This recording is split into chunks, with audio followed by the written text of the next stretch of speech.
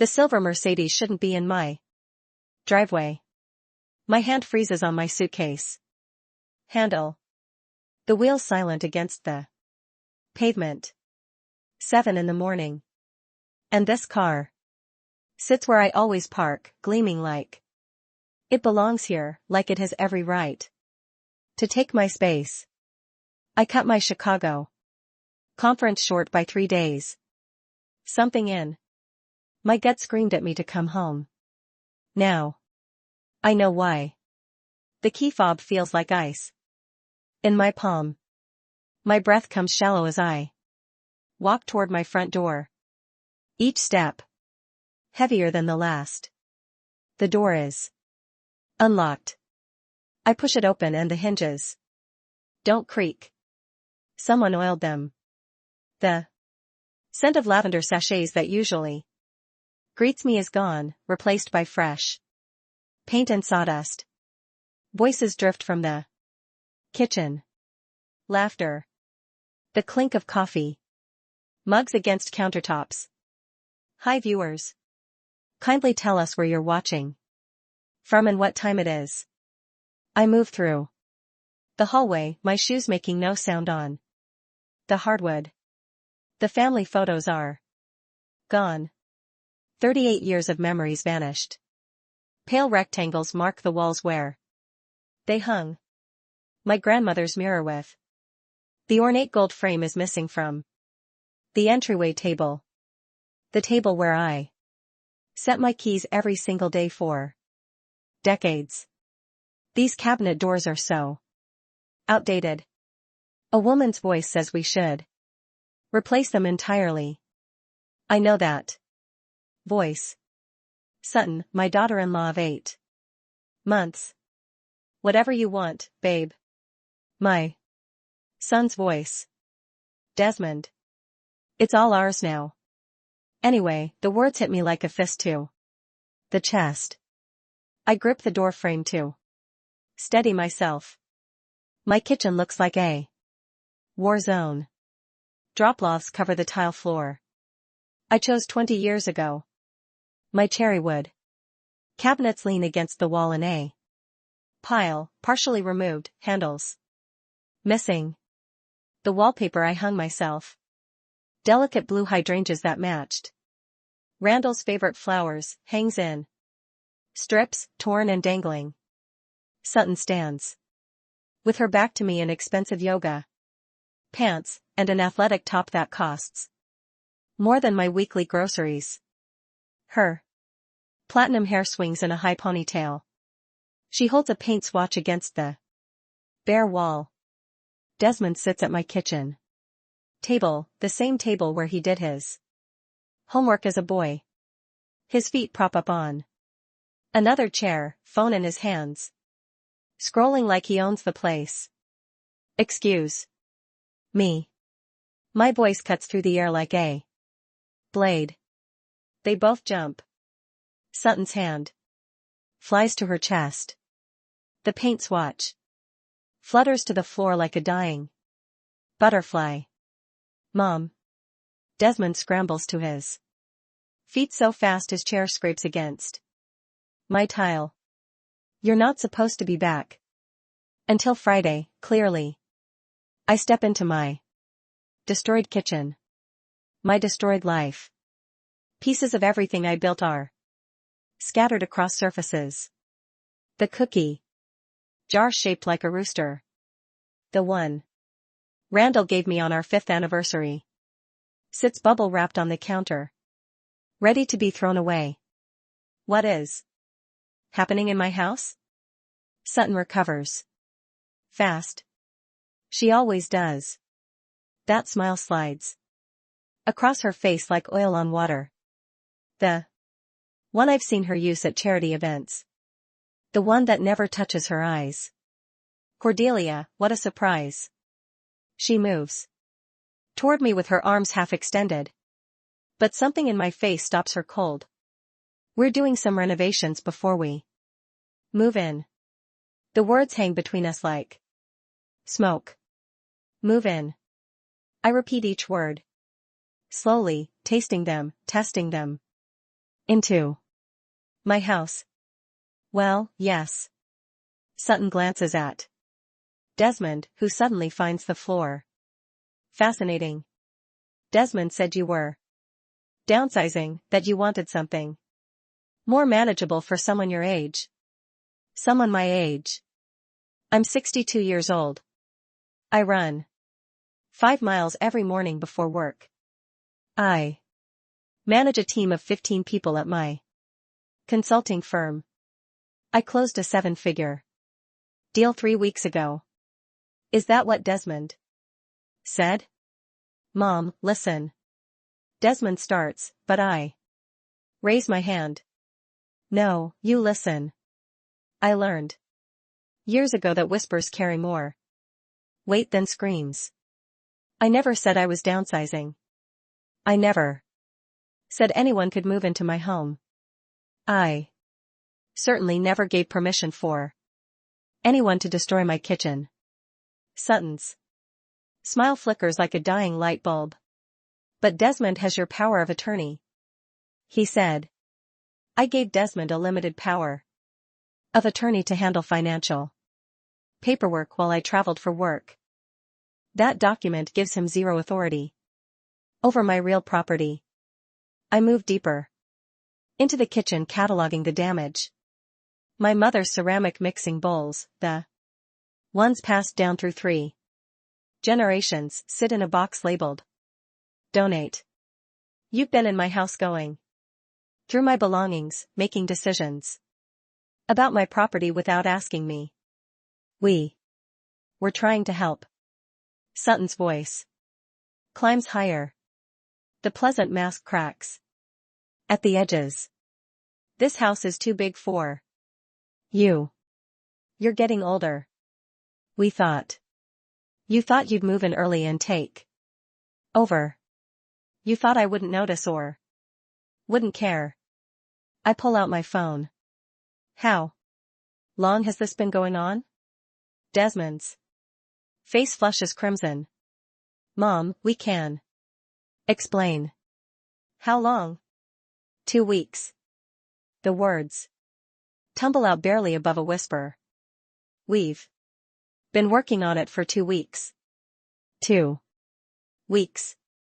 While I was in Chicago, closing deals and building my business, trusting my son to water my plants and collect my mail. He was systematically erasing my existence from my own home. We got keys made. Sutton adds, like this explains everything. The locksmith on Main Street was very reasonable. I look at my son. Really look at him. When did he become this stranger? The boy who brought me dandelions from the neighbor's yard. The teenager who sobbed on my shoulder when his first girlfriend shattered his heart. The young man who held my hand at his father's funeral and swore we'd face life together. Get out. The words come out flat. Dead. Mom, be reasonable. Get out of my house now. Sutton's eyes narrow to slits. We've already invested thousands in these renovations. Desmond said we'd split the value when I died. When you convinced me to sign over the deed. I walk to the back door and pull it open. Cold morning air rushes in. Out. Both of you. You have 60 seconds before I call the police and report a break-in. You wouldn't. Desmond's voice cracks like thin ice. I'm your son. I pull up my phone's keypad. Start dialing 911. My finger hovers over the call button. Steady as stone. They scramble. Sutton grabs her designer purse from the counter. Desmond fumbles with his keys, dropping them twice. They rush past me in a blur of expensive perfume and panic. At the doorway, Desmond turns back, his face is Pale, eyes wide.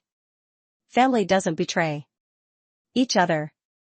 I keep my voice level as a knife edge.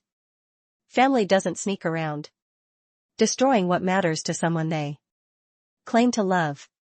Family doesn't try to steal someone's home while they're away. But Sutton and I need more space. And you have all these rooms you don't use. Goodbye, Desmond. I close the door. Lock it. Deadbolt chain. Then I stand in my destroyed kitchen and let the weight of what just happened settle into my bones. My hands shake as I walk through the rest of the house. The guest bedroom. Randall's old office where he spent hours reading has been emptied. His books, his mahogany desk, his leather reading chair, all gone. In the master bedroom, my closet gapes half empty. My winter coats, my evening dresses, my mother's vintage jewelry box. They weren't just planning to move in. They were stealing from me. Taking my belongings piece by piece, assuming I wouldn't notice or wouldn't fight back. I find the boxes in the garage, dozens of them, stacked like monuments to my erasure. Labels mark each one. Donate. Storage, trash. My entire life. Categorized and ready to be disposed of. Like garbage. I sink to the concrete floor surrounded by these boxes filled with my memories, my history, my heart. The sobs come then, not quiet tears like I shed at Randall's funeral. These are ugly body-shaking cries that tear through me like breaking glass. When the tears finally stop, something cold settles in my chest. Something hard and sharp and determined. I pull out my phone with trembling fingers and make a call. Tatum, it's Cordelia Finch. I need your help. Tatum Hayes has been my attorney for 15 years. Sharp as a surgical blade and twice as precise.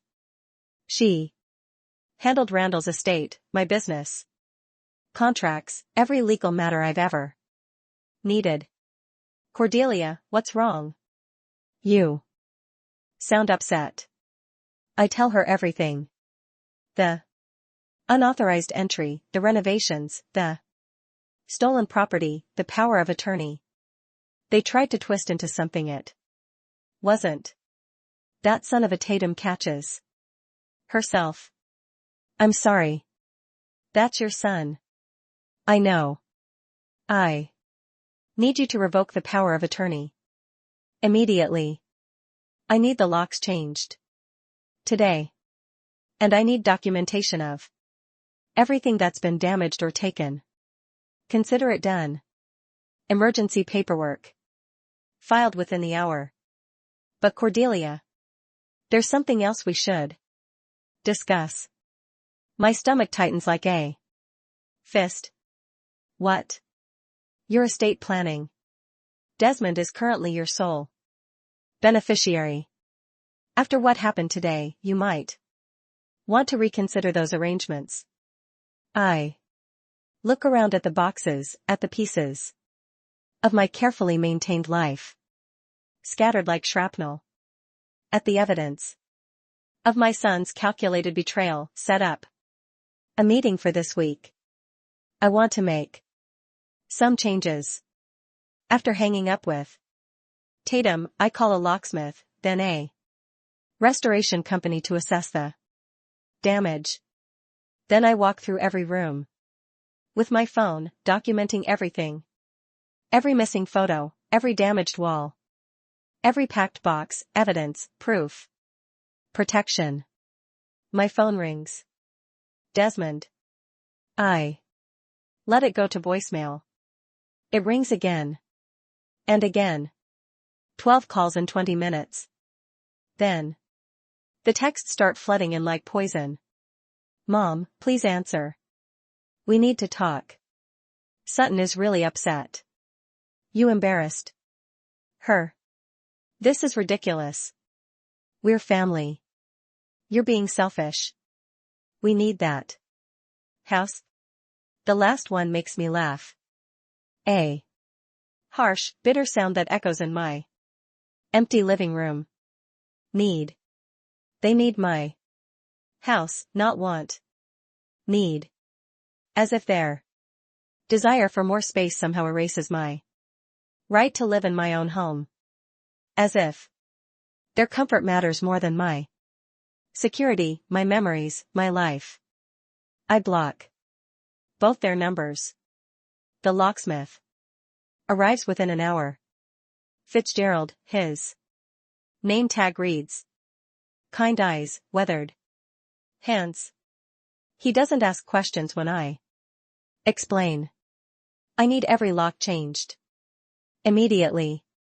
He works quickly, installing new deadbolts on every door, new locks on the windows, changing the code on my garage door opener. Someone giving you trouble, ma'am?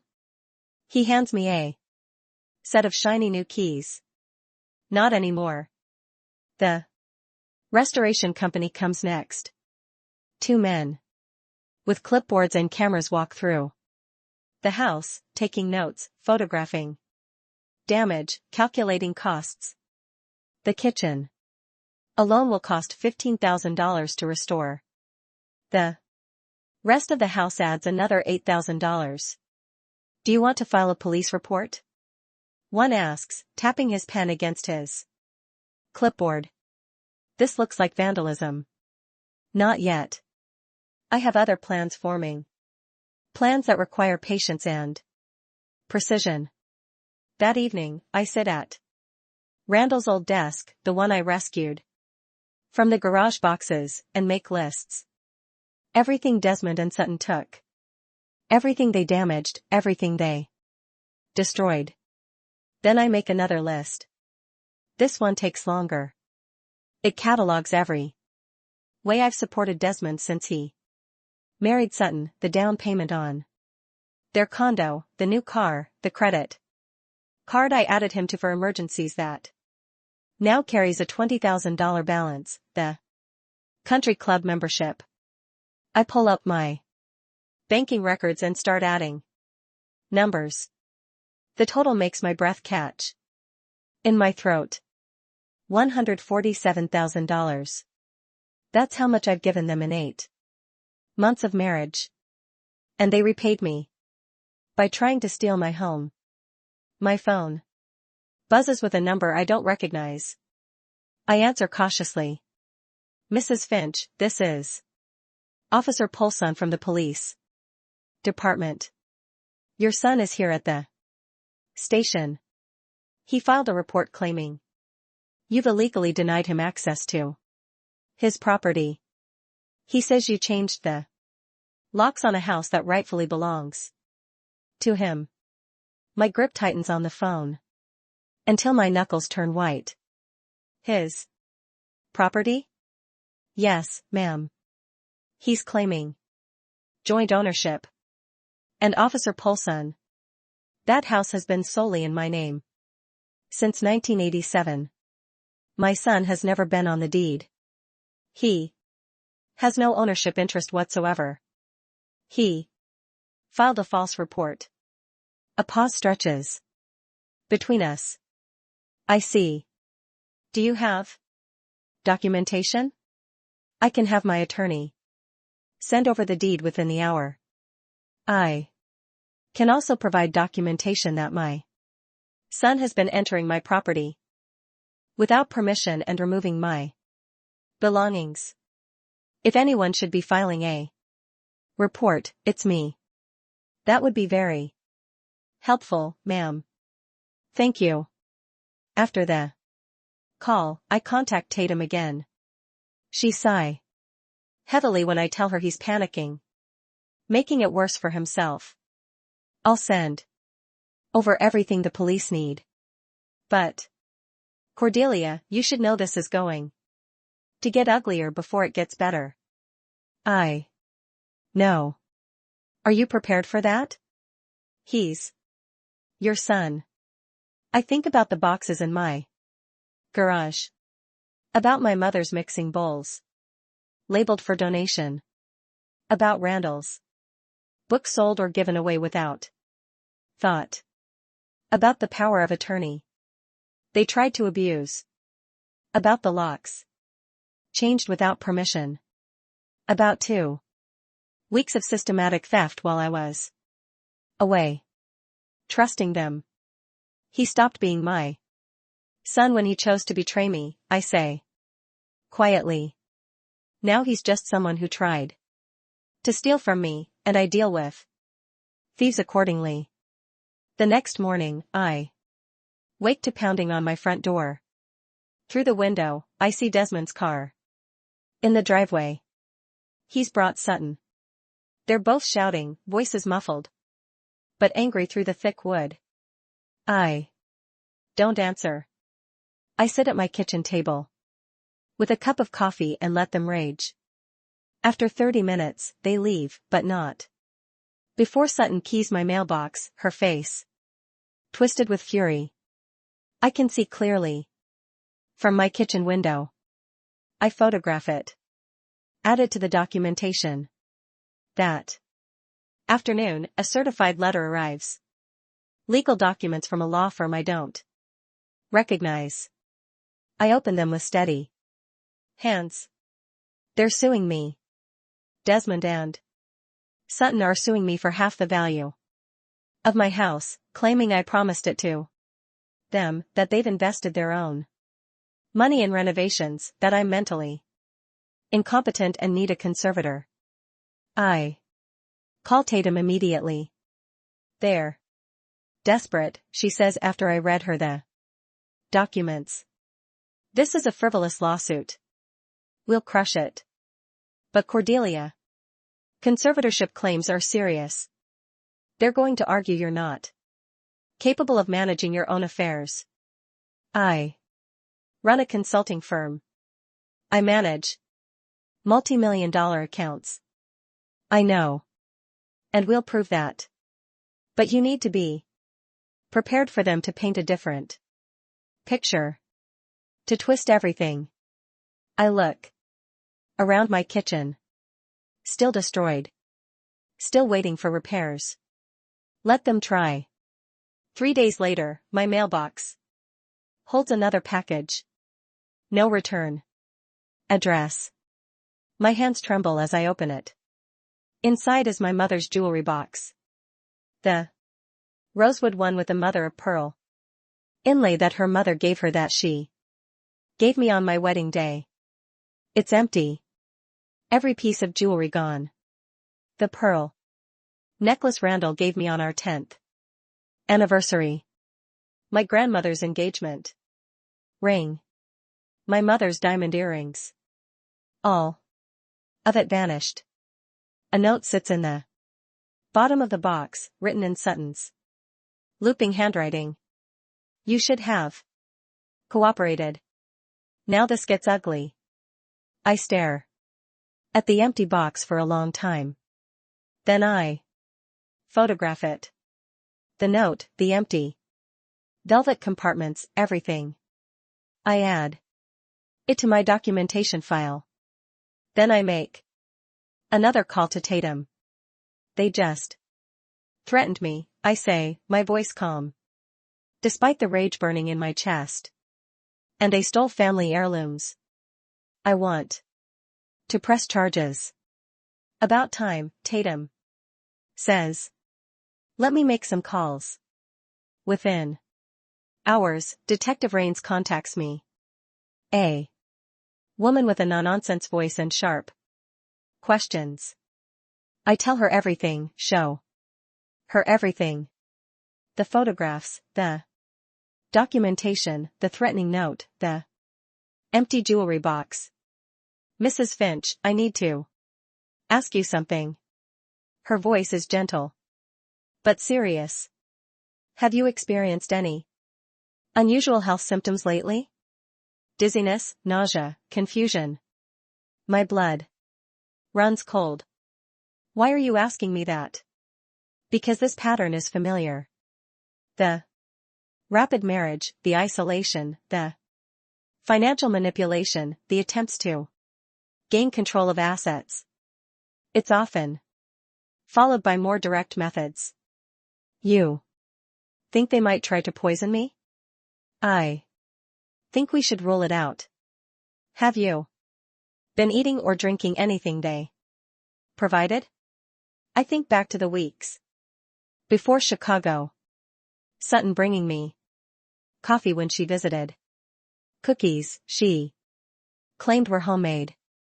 Dinners at their condo where I always felt slightly off. Afterward. Yes, I whisper multiple times. I'd like you to see a doctor. Get some blood work done just to be safe. The next morning, I sit in Dr. Chen's office while she draws vial after vial of blood. She asks careful questions about my symptoms, my recent health, any changes I've noticed. I'll rush these tests, she promises. Should have results in 48 hours. I go home and wait and watch and document everything. My phone rings 2 days later. Dr. Chen's voice is tight with concern. Cordelia, your tests show elevated levels of certain substances. Nothing immediately life-threatening, but concerning. Trace amounts of benzodiazepines. They cause confusion, memory problems, dizziness. Someone's been drugging you. Not enough to kill you, but enough to make you seem incompetent. The room spins around me. For how long, based on the levels? I'd say several months. Probably in food or drinks. The doses were small enough that you'd just feel a bit off. Maybe attribute it to stress or aging. They were building a case, making me seem incompetent, so they could claim I needed a conservator so they could take control of everything I owned. I'm calling Detective Rains, I say, my voice steady despite the fury coursing through me. I already did. She's on her way. Detective Rains arrives within the hour. I show her everything. The medical records, the timeline of symptoms, the timeline of Sutton's visits with food and drinks. This changes everything, she says, closing her notebook. This is attempted elder exploitation. Possibly attempted murder depending on the doses. We need to move fast. What about Desmond? My voice cracks saying his name. Is he involved or is he a victim too? We'll find out. But Mrs. Finch, I need to tell you something. She hesitates, choosing her words carefully. We ran Sutton's information through our database. Her real name is Serena Vaughn. She has 2 previous marriages, both to elderly widowers. Both men died within a year of marriage. The floor drops out from under me. I grip the kitchen counter to stay upright. Currently, she's under investigation in another state for a similar pattern. We've been trying to locate her for 6 months. You might have just helped us catch her. What about Desmond? I ask again, my voice barely a whisper. Detective Rains meets my eyes. If he knows what she really is, he's complicit. If he doesn't, he's her next victim after you. My phone buzzes on the counter. A text from Desmond's number. Mom, I'm scared. Sutton's not who I thought. Can we meet alone, please? She can't know. My heart lurches. I reach for the phone to call him back. It rings. Once, twice. Then Sutton's voice answers. Cold and amused. Desmond can't come to the phone right now, Cordelia. He's Indisposed. She laughs high and sharp. You should have just signed the papers. This could have been so easy, but you had to be difficult. Now everyone pays the price. The line goes dead. I stare at Detective Rains, my face drained of color. She has him. We have to find him now. Detective Rains is already on her radio, barking orders, coordinating units. We're tracing the phone location now. Mrs. Finch, I need you to stay here. Let us handle this. That's my son. My voice breaks. Whatever he did, whatever mistakes he made, he's still my son, and she's going to hurt him. We will find him. I promise you that. The next 30 minutes are the longest of my life. I pace my kitchen, my destroyed kitchen with its torn wallpaper and missing cabinets. And I pray to Randall, to God, to anyone who might listen. Please let him be alive. Please let us find him in time. Detective Rains. Radio crackles. We've got a location. Hotel 40 miles out. Units en route. I'm coming with you, I say, grabbing my purse. Mrs. Finch, he's my son. I'm coming. She sees something in my face. That makes her nod. Stay in the car when we get there. No matter what you hear or see. Understood. I nod. But we both know it's a lie. The drive takes 35 minutes. That feel like 35 hours. Police cars surround a rundown hotel on the highway. Lights flashing, radios squawking. Detective Rains parks and turns to me. Room 237. Stay here. I watch her and 4 other officers approach the room. They knock. Then they break down the door. Shouting erupts. Sutton's voice screaming threats and obscenities. The officers yelling commands. Something crashes. Then silence. I can't stand it anymore. I run from the car, ignoring Detective Rains' orders, and reach the doorway of room 237. Desmond sits slumped in a chair, eyes unfocused, drool running down his chin. Papers are scattered across the bed.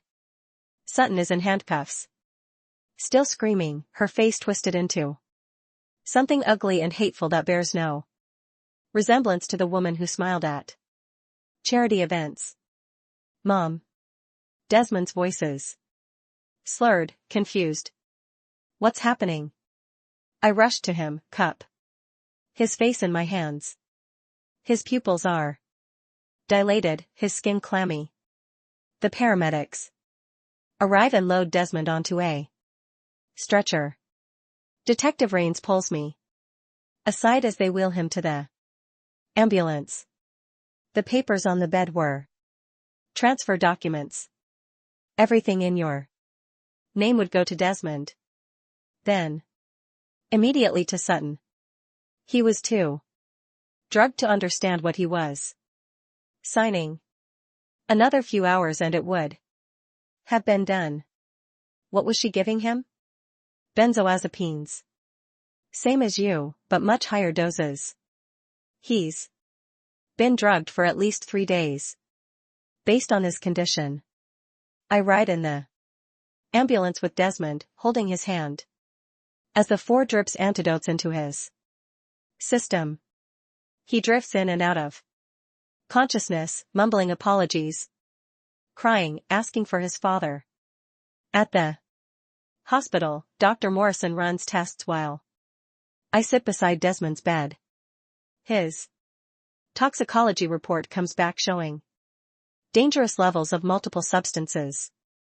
Not just benzodiazepines, but sleeping medications, muscle relaxants. Enough to keep him compliant. But not enough to kill him outright. He's lucky you found him when you did. Dr. Morrison says quietly. Another day or two at these levels and we'd be looking at permanent brain damage or worse. Desmond finally wakes.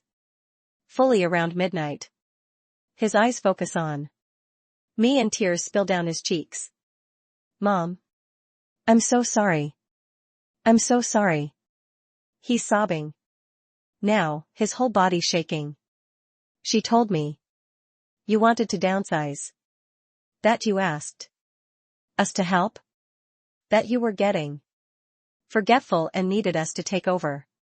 I believed her. I believed everything. How long has she been drugging you? I asked. Gently. I don't know. Months maybe.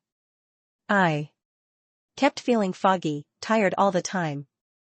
She said it was stress from work. She made me coffee every morning. I never suspected. I never thought she could be. He chokes on the words. She said she loved me. She said we were building a life together. I know, sweetheart. I know. The house renovations. She said. You approved everything that you wanted us to get started while you were away. She had me believing I was helping you. That we were doing you a favor. His voice cracks. I destroyed your kitchen. I packed up Dad's things. I sold his desk. Mom, I'm so sorry. We'll fix it. All of it. The important thing is you're safe now. Detective Raines appears in the doorway. Mrs. Finch, we need to talk. We step into the hallway, leaving Desmond with a nurse. Sutton Serena maid. Bail 2 hours ago, Detective Raines says, her jaw tight with frustration. My blood turns to ice. How? Her mother posted it. A woman named Vivica Vaughn. She's been financing Serena's operations for years. We're building a case against both of them, but right now they're out there. Are we safe? We've got a patrol car outside Desmond's room, and I'd recommend you don't go home alone for a few days. These women are dangerous and they're not going to give up easily. I don't sleep that night. I sit in a chair beside Desmond's hospital bed, watching him breathe, grateful he's alive. The police officer stationed outside the door is a small comfort, but fear still crawls up my spine like ice. Around 3 o'clock in the morning, I hear footsteps in the hallway. Quiet, measured. The door opens. Slowly. I look up and freeze. Viva Vaughn stands in the doorway, a syringe in her hand. She's older than Sutton. Late 50s maybe, with the same platinum hair and cold eyes. She smiles when she sees me. A smile that doesn't reach anywhere near her soul. This would have been easier if you'd just signed the papers, Cordelia, she says softly, stepping into the room. But you had to be difficult. You had to ruin everything. Where's the officer? My voice comes out steady despite my hammering heart. Taking a little nap. Nothing permanent. Unlike what I have planned for your son. She advances toward Desmond's bed, syringe raised. Insulin. Such a tragic complication. Diabetic shock can happen to anyone in a weakened state. I launch myself from the chair and grab her arm. We struggle. And I'm 62 and she's younger and stronger. But I have something she doesn't. I have everything to lose. I scream loud and long and piercing. The syringe clatters to the floor as we grapple. Viveka's nails rake across my face, drawing blood. I don't let go. Can't let go. The door bursts open. Hospital security floods in, pulling Viveka off me. She's still reaching for the syringe, still trying to get to Desmond. Screaming obscenities that echo down the hospital corridor. More police arrive. Detective reigns among them, her face pale with fury. The officer, I gasp, touching my bleeding face. Drugged but alive. He'll recover. She looks at Viva, now in handcuffs. Still struggling. Attempted murder. We've got her this time. She's not getting bail again. A nurse retrieves the syringe carefully. Bags it as evidence. That's enough insulin to kill 3 people, she whispers. I sink back into my chair beside Desmond, who's awake now, staring at the scene with wide, terrified eyes. It's over, I tell him, gripping his hand. It's finally over. But I'm wrong. It's not over yet. The investigation explodes. Over the next few weeks, Detective Rains and her team uncover an operation that spans 15 years and 7 states. Serena and Viva Vaughn have been running this scheme since Serena was 23 years old. Their pattern is precise and practiced. Viva identifies wealthy widows or widowers, usually older, usually lonely. Serena targets their children if they have any, or the victims directly if they don't. She love bombs them, isolates them from friends and family, gains their trust. Then she systematically drains their assets while drugging them to appear incompetent. Sometimes the victims die from accidents, sometimes from natural causes. Sometimes they're placed in care facilities where they die within months. Confused and alone.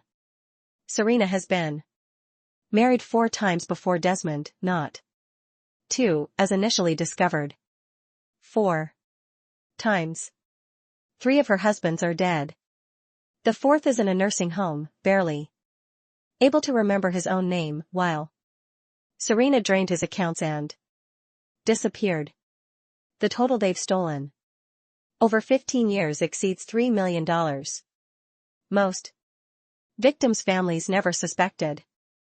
The deaths were ruled natural or accidental. No one questioned the young widow who seemed so distraught at the funerals. You saved lives, Detective Rains tells me. During one of our many meetings, by coming home early, by fighting back, by documenting everything. You probably saved dozens of future victims. But all I can think about is Desmond going through therapy 3 times a week, trying to process how thoroughly he was manipulated, how the woman he loved never existed, how he almost lost everything, including his life, because he trusted the wrong person. The trial begins 3 months after that night in the hospital. The courtroom is packed with media, with families of previous victims, with people who want to see justice finally served. Desmond has to testify. He's terrified the night before, shaking in my guest room where he's been staying since leaving the hospital. Mom, she whispered something to me when they arrested her at the hotel. A threat. She said if I testified, her associates would make sure you paid. What if she means it? I sit beside him on the bed, taking his hand like I did when he was small and afraid of thunderstorms. She has no associates, no backup plan, no Escape. That's what manipulators do. Sweetheart. They make you believe they have power even when they have nothing. It's their last weapon. Don't let her keep that power over you. The next day, Desmond walks into that courtroom and tells the truth. Every painful detail. How Serena approached him at an art gallery, seemed to share all his interests, made him feel seen and special. How she isolated him from his friends, always with reasonable excuses. How she convinced him I was declining mentally. That I needed help. That moving into my house was an act of love. How she drugged his coffee every morning. 4 months. How she controlled his phone, his email, his money. How she had him sign documents he didn't understand, while he was too foggy to read them properly. How she kept him prisoner in that hotel room for 3 days, forcing drugs down his throat, making him sign more papers, telling him it was all for their future together. His voice breaks multiple times, but he doesn't stop. He tells it all. Then it's my turn. I testify about the unauthorized entry, the destroyed property, the stolen heirlooms, the forged documents, the drugging. I show evidence of every theft, every lie, every manipulation. Other families testify, too. The prosecution found 4 previous victims who survived but lost everything. They tell stories that mirror ours. Love, bombing, isolation, drugging, theft. 1 woman lost her house, her savings, and her ability to remember her own grandchildren's names from the drugs. Serena gave her over 18 months. The evidence is overwhelming.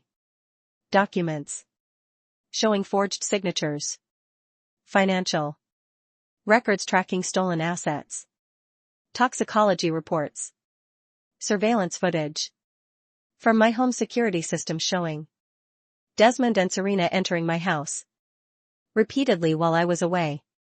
The insulin syringe from the hospital. Viva's fingerprints all over it. Serena's mask finally shatters completely during the trial. She screams at witnesses, threatens the judge, lunges at Desmond during his testimony, shrieking that he's lying, that he knew everything, that he wanted my money as much as she did. The jury looks sick. Viva sits silent through most of it, but her eyes tell a different story. Cold, calculating, unrepentant. This was business to her. Just business. The verdict comes back in less than 4 hours. Guilty on all counts. Fraud, attempted murder, elder, exploitation, theft, forgery, conspiracy. Serena is sentenced to 35 years in prison. Viva receives 40 years for her role as the architect of the scheme. As they're led away, Serena turns to look at me one last time. Her face is twisted with hatred so pure it's almost impressive. You ruined everything, she hisses. No, I say, calmly, meeting her eyes. You ruined yourself. I just made sure everyone knew it. After the verdict, Desmond and I walk out of the courthouse together into bright afternoon sunshine. Reporters swarm us, shouting questions, cameras flashing. One reporter pushes through the crowd. Mrs. Finch, what do you want? People to know about what happened to you? I look directly at the camera, thinking about all the other families out there who might be facing something similar, who might have that nagging feeling that something's wrong but don't trust it, who might be losing everything To someone they love and trust. Trust your instincts. I say clearly, if something feels wrong, it probably is. Protect your legal documents, your assets, your independence. Family relationships should be built on respect, not blind trust. And if someone tries to take what's yours, fight back. You're never too old, never too weak, never too alone to stand up for yourself. Document everything. Tell people what's happening. Ask for help. Don't let anyone convince you that protecting yourself is selfish. It's survival. The clip goes viral. Within 24 hours, it's been shared millions of times. My email fills with messages from people sharing their own stories of manipulation and exploitation, thanking me for speaking up. 6 months later, my house is fully restored. The kitchen gleams with new cabinets and fresh wallpaper. Different wallpaper. This time, yellow roses. New memories. For a new chapter. Desmond comes over every Sunday for dinner. He's in therapy, working through his trauma, slowly rebuilding his sense of self that Serena destroyed so methodically.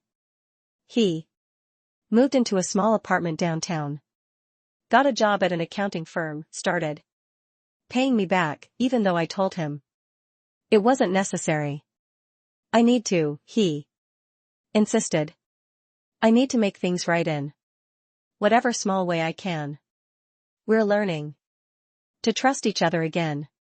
It's not easy. The betrayal cut deep on both sides, but we're trying. We're honest now in ways we never were before. We have boundaries. We have weekly therapy sessions together to work through the complex knot of hurt and forgiveness and rebuilding. Tonight, we're making dinner together.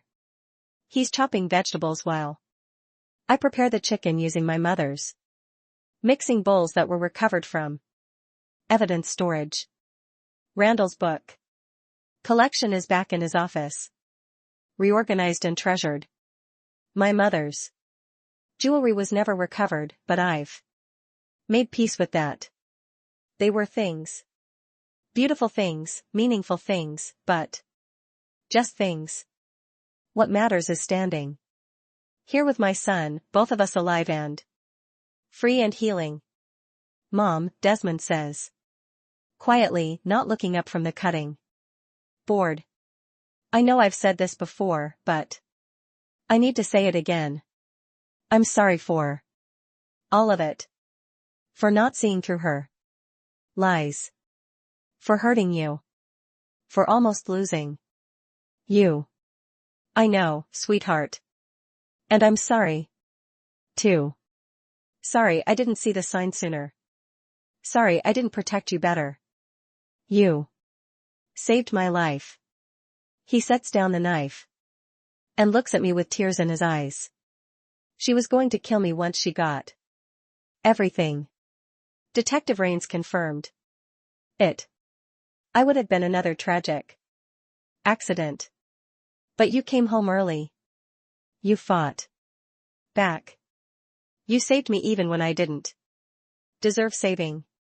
You always deserve saving. You're my son. That didn't change even when everything else did. We stand there in my restored kitchen. And for the first time in months, it feels like home again. Later that evening, after Desmond leaves, I go into Randall's office. I've been avoiding his desk even though it's back where it belongs.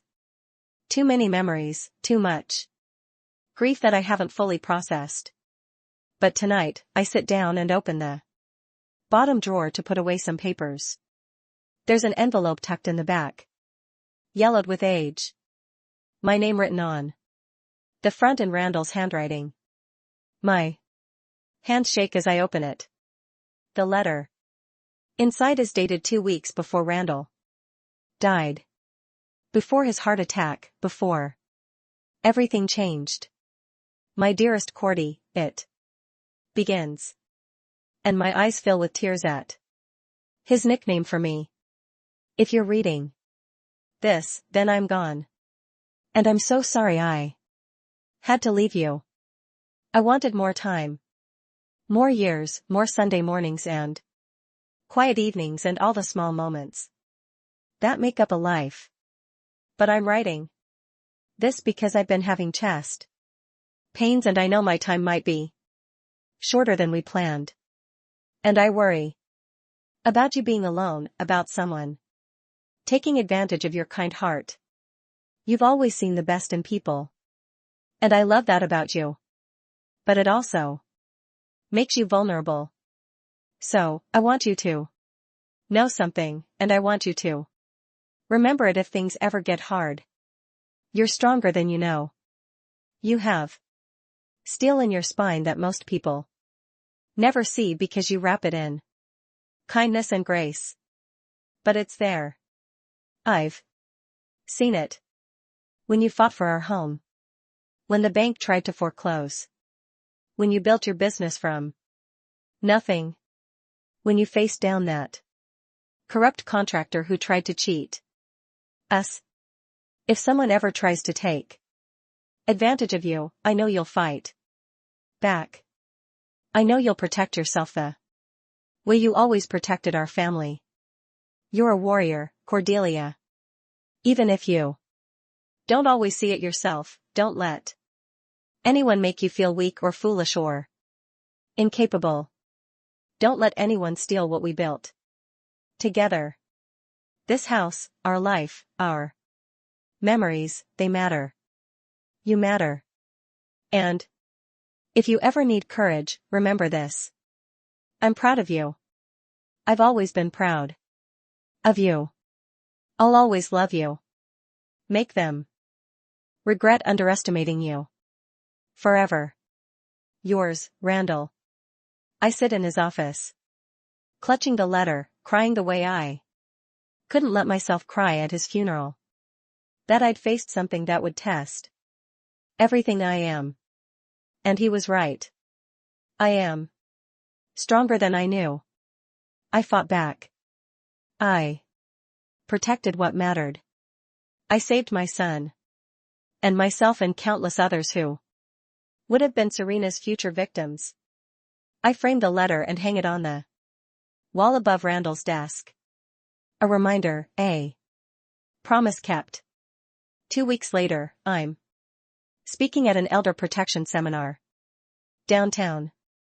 The room is packed with seniors, with adult children worried about their aging parents, with professionals who work with vulnerable populations. I tell my story, all of it. The good parts and the ugly parts, the fear and the fury and the fight. I explain the warning signs of financial exploitation, the patterns of manipulation, the importance of documentation and legal protection. If you've ever been betrayed by someone you trusted, I say to the crowd, if you've ever had to fight for what's rightfully yours, if you've ever had to choose between being kind and being strong, know that you can be both. Protecting yourself isn't selfishness. It's survival. Setting boundaries with family isn't cruel. It's necessary. Fighting back when someone tries to steal your life isn't revenge. It's justice. The applause is thunderous. People line up afterward to share their stories, to ask for advice, to thank me for speaking up. One woman, probably in her 70s, grips my hand with tears streaming down her face. My son's girlfriend has been pushing me to add her name to my house deed. I knew something felt wrong, but I thought I was being paranoid after hearing you. I'm calling my lawyer tomorrow. Good. I tell her firmly. Trust that feeling. Protect yourself. A month later, she emails me. She followed through. Had the lawyer investigate. Found out the girlfriend had 2 previous relationships with elderly men, both of whom died after signing over their assets. The police are investigating. Now. Another life saved. Another predator stopped. That's what I do now. In addition to my consulting work, I speak. I educate. I help people recognize the signs before it's too late. Randall would be proud. Desmond is proud, too. He started volunteering with me sometimes, sharing his perspective as someone who was manipulated. His testimony is powerful because he's young. Because people don't expect men to be victims. Because his story proves that anyone can fall prey to a skilled predator. We're building something new. From the wreckage. Not the relationship we had before that's gone forever, but something honest and stronger, something real. My phone buzzes with a text from Tatum. Asset recovery team found a storage unit in Serena's name. Your mother's jewelry is there. Police are releasing it tomorrow. I stare at the text, overwhelmed. I'd made peace with losing those pieces, but having them back feels like getting a piece of my heart returned. The next day, I open the safe deposit box at the bank and carefully place each piece of jewelry inside. The diamond earrings, my grandmother's engagement ring, all of it. Safe now. Protected. I add Randall's letter to the box, too. My most precious possessions. All in one place. But as I leave the bank, I realize the truth. The jewelry is beautiful. The letter is priceless. But they're just things. What matters is walking out into the sunshine, healthy and free and whole. What matters is having Sunday dinners with my son, watching him heal and grow and become himself again. What matters is the woman I stopped from signing over her deed. The families I've helped protect. The lives I've changed by speaking up. That's my real inheritance. Not money or jewelry or property, but the strength to fight, the courage to speak, the willingness to help others find their own power. That evening, I'm sitting on my back porch with a glass of wine, watching the sunset paint the sky in shades of orange and pink. My phone rings. Unknown number. I almost don't answer, but something makes me pick up. Mrs. Finch, this is Maya Santos. You spoke at the Elder Protection Seminar last month. I'm a reporter with the Tribune, and I'd like to do a feature story on financial exploitation of seniors. Would you be willing to share your story in depth? We want to run a series that could help protect thousands of people. I think about Randall's letter. Make them regret underestimating you. Yes, I say. I'll do it. The article runs 3 weeks later. Front page. My face looking back at me from newsstands across the city. The headline reads, "The grandmother who fought back." How? One woman's courage exposed a multi-million-dollar exploitation ring. It's picked up by national outlets. I'm invited on morning shows, podcasts, news programs. My story reaches millions and, with each telling, more people come forward, more investigations open, more predators are caught, more lives are saved. Desmond frames the newspaper article and hangs it in his apartment. I'm proud of you, Mom says when he shows me. Look at what you've done. Look at how many people you've helped. I look at the article, at my face in the photograph, strong and determined and unafraid. I barely recognize her. This woman who fought back against impossible odds. This woman who saved herself and her son and countless others, but she's me. She was always me.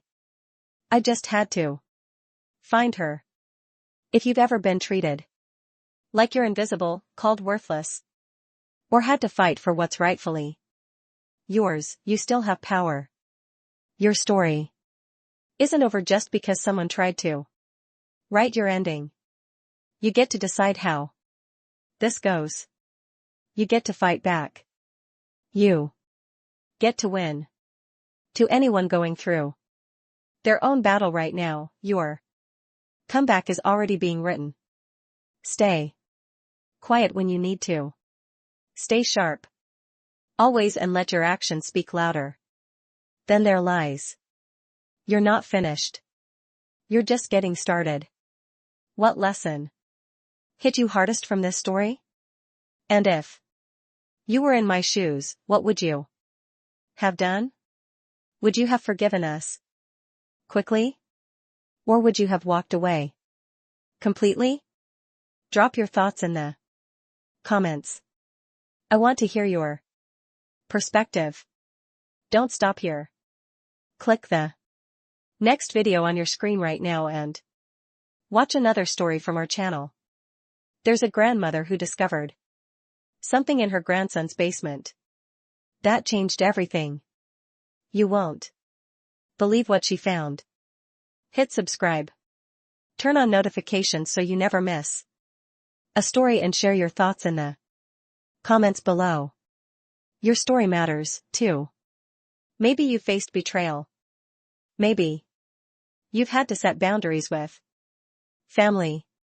Maybe you've been underestimated and had to prove everyone wrong. Tell me about it in the comments. I read every single one. And your story might be exactly what someone else needs to hear today. See you in the next